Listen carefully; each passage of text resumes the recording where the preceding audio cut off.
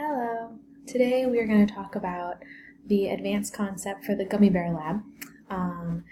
First, I want to say this lab was very interesting and I was able to learn a lot from it.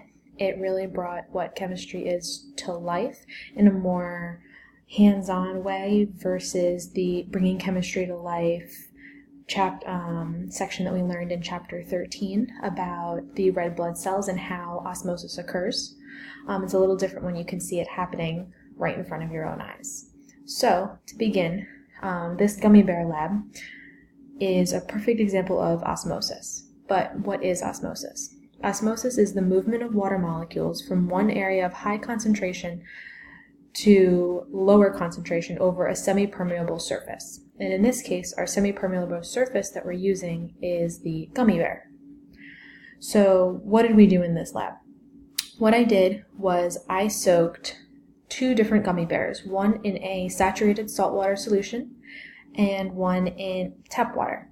And then I have a regular gummy bear. I'm going to point the camera down towards the gummy bears now. So as you can see, we have right here is my tap water solution for the green gummy bear. This is the size of a regular gummy bear. And then I have the saltwater solution gummy bear is this one right here, and next to it is the original color that it started out as before the saltwater solution. The gummy bears were left in there for about 6.5 hours that I was able to complete the lab and really see some pretty good results. But why did this occur?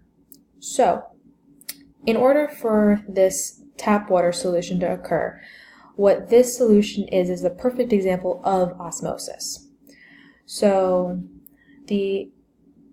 what happened was that in order for osmosis to occur, it wants to create a solution of equilibrium. So there's a large amount of water and then a gummy bear. The gummy bear has a semi-permeable surface with a very low concentration of water inside. So in order to create equilibrium, an isotonic solution, water is going to want to flow from the water solution into the gummy bear, causing that gummy bear to swell.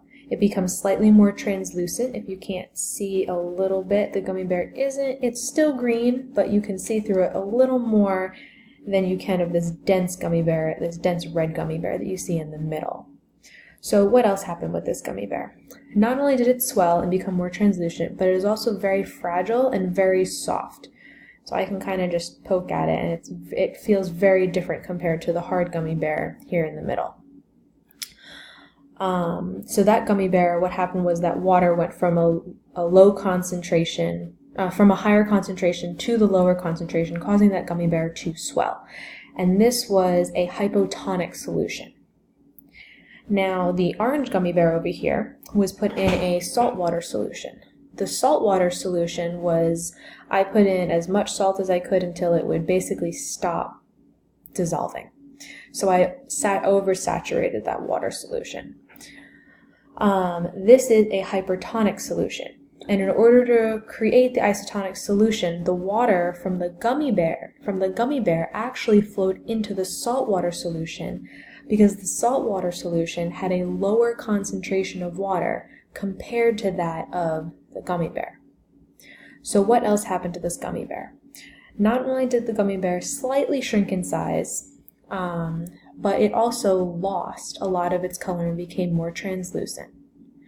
So some things that could have happened that for my experiment, the gummy bear probably should have gotten a little bit smaller and more condensed. But I probably could have left it either one, I could have left it in the solution a little bit longer, or two, I could have made an even more saturated saltwater solution, leaving the gummy bear in there twice as long and being able to see even slightly different results where the gummy bear would have shrunk even more so. So the basic idea to the experiment was to really see what would happen in these two different solutions.